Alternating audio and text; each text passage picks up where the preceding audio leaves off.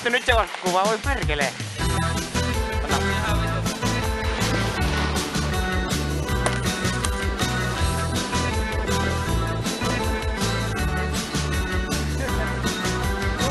Jälkeen 1000 savuisen ajometrin mies avaa Opelin konepellin.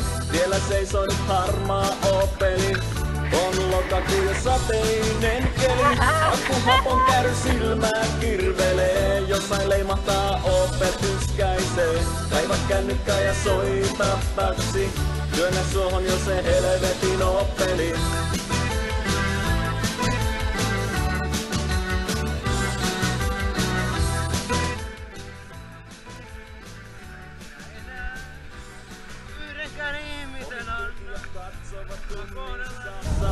Opel-kuski ei niitä huomaakaan. Hän virta avainta niksauttaa, mutta Opeliahan ei käyntiin saa. Pinkkikarpaloita näkyy otsallaan. Kuka käski mennä Opelin ostamaan? Kaiva kännykkä ja soita taksi. Työnnä suohon jo se helvetin Opeli. Mies tarttuu kohmeisin sormin tulpan johtoon.